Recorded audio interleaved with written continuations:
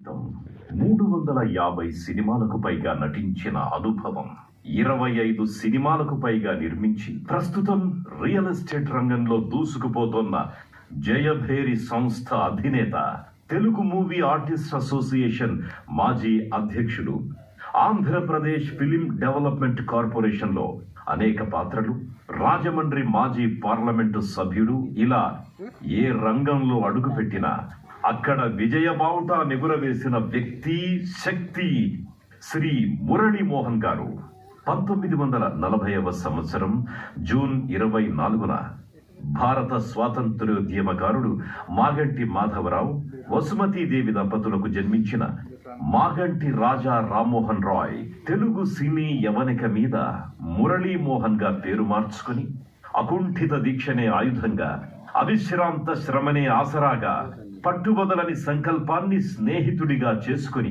తెలుగు సినీ చరిత్ర మీద ఒక అందమైన అపురూపమైన సంతకాన్ని చేశారు.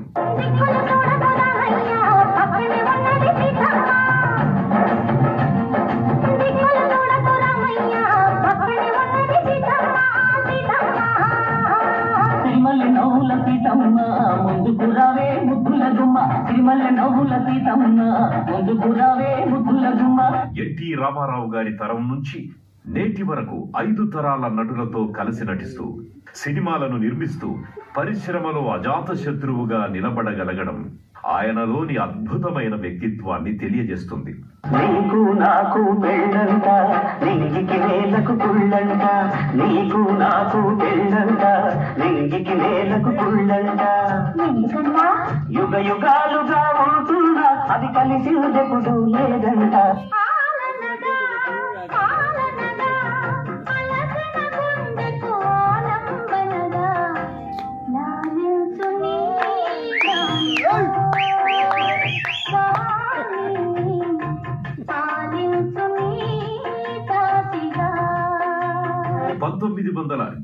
వ సంవత్సరంలో జగమే మాయ చిత్రంలో నటుడిగా ప్రయాణం మొదలుపెట్టి 350కి పైగా చిత్రాల్లో నటించి 1980వ సంవత్సరంలో జయభేరి ఆర్ట్స్ అనే నిర్మాణ సంస్థను స్థాపించి రామదండు, వారాలబ్బాయి, ఓ తండ్రి తీర్పు, నిర్ణయం, అతడు వంటి ఎన్నో విజయవంతమైన చిత్రాలకు నిర్మాతగా వ్యవహరించారు.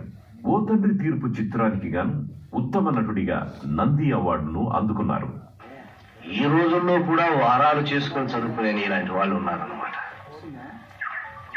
నీ వయసు ఎంత? 22 ఏళ్ళండి. ఇంత వయసు వచ్చి కూడా ఇంకొకళ్ళ మీద ఆధారపడి బతకటానికి నీకు బాధ కాలేదు? బాధపడితే చదువు రాదు కదండి. చదువు కోసమనే శ్రీకాకుళం నుంచి ఈ ఊరు వచ్చావా? చదువు అక్కడ ఉందండి, కానీ వారానికి ఒప్పటి అన్నం పెట్టే దాతలే కరువయ్యారు. అందుకే ఈ బాధ. ఇంత బాధపడి చదివేందుకు చదవాలనుకుంటున్నావు? బాధపడకుండా బ్రతకడం కోసం. అంటే చదువు లేని వాళ్ళు బ్రతకలేరంటావా? అలానండి.